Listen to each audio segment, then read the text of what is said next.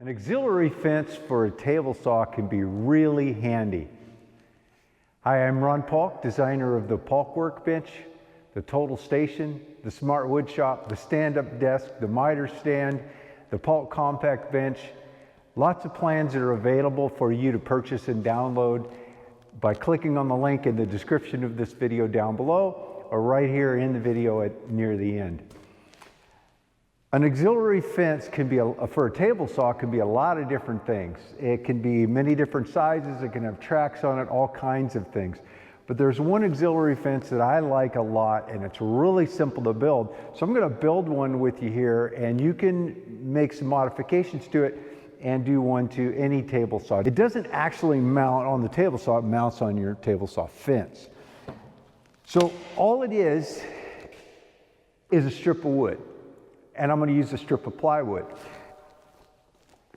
The dimensions, the height, and the length will really depend on your fence. I could make it taller and longer than my fence, and I would for some situations, but in this case, I oftentimes have a need just to have a strip of wood that is attached to the fence. And so I'm going to make it about the same size, maybe a little shorter.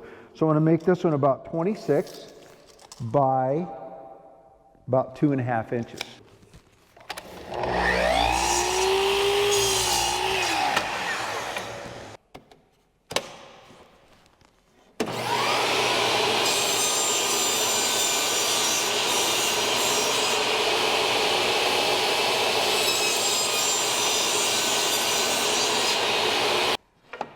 Now I need to attach it to my fence, but I want to do it in such a way that I can quickly and easily remove it and put it on when I need it.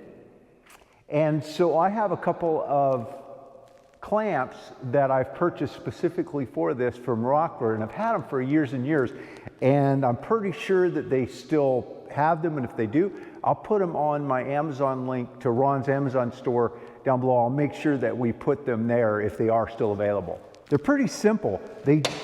All I have to do is drill a hole in the top of this fence and drop them in. So they're not permanently mounted. These can be used for a lot of different things.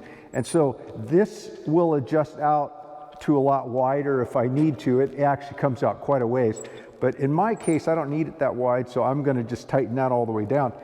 And the other thing I need to do is, so my lock for my fences on the top, a lot of times are out in front here.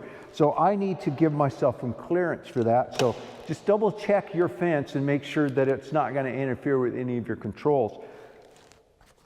So I will plan on mine going here, and I'm just going to sort of eyeball it there. And the other one, in my case, can go pretty much to the rear. I'll come in about 1 inch, no precision here. I'm going to drill the hole pretty much in the center of this board. So this is a 3/4 roughly, so I'll go 3/8. I'm going to drill this 3/8 hole with 3/8 bit, and I'm going to go deep enough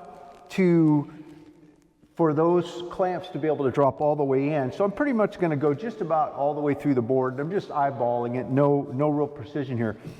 But I'm going to show you an option if you don't have those and you've got another clamp, like an F clip like this, you can also just use these. So this is a little bigger than 3/8, so I'm going to go ahead and drill the holes to fit either one.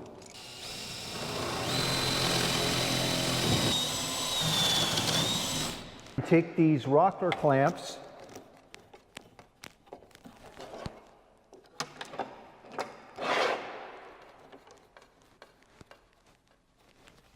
and just that quickly I can put it on or take it off. Now if I use the other clamps,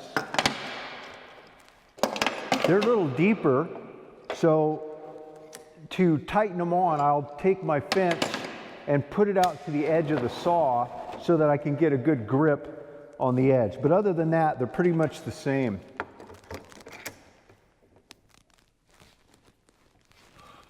Now where this fence can come in handy, and again, an auxiliary fence, there can be lots of uses for them, and there can be many configurations. I can have a much wider one and use it with tracks on the top for hold downs. There's just a myriad of things that you can do with them. But one of the main things that I'm doing here with this auxiliary fence is protecting my fence to my saw because, you know, it's got some P-lam on it and metal, and I don't want the blade hitting that.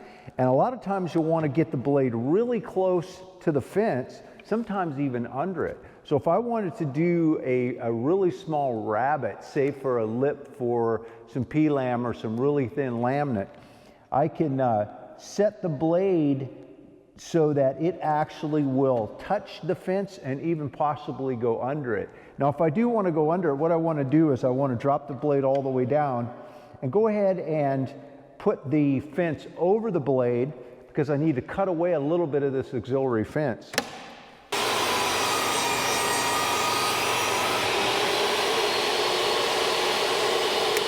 So now with the auxiliary fence, if I want to make a rabbet, I can set it to the depth that I wanted as far as how far up I want to come into my material, and I'll go about halfway here.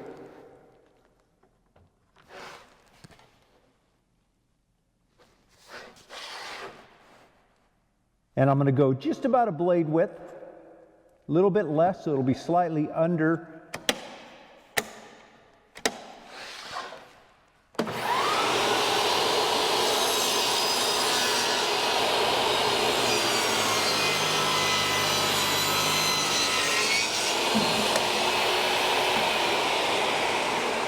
With the auxiliary fence, I was able to make this little notch. I'm not sure if you can see this in the video.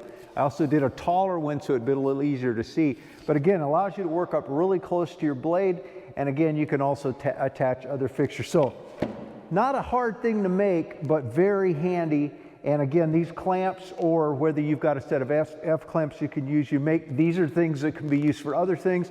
This is basically a scrap of wood. You can use it until it's worn out, or if you happen to lose it, you grab another scrap, make another one really quick. It's really handy. Remember though, when you add this auxiliary fence, now your scale is off on your table saw, so you'll have to go to the old school of checking it with your tape measure before you make your cut.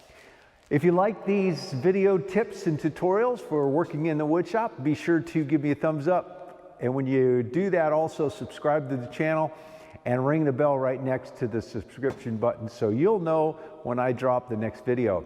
Thanks for taking the time to watch. Have a great day.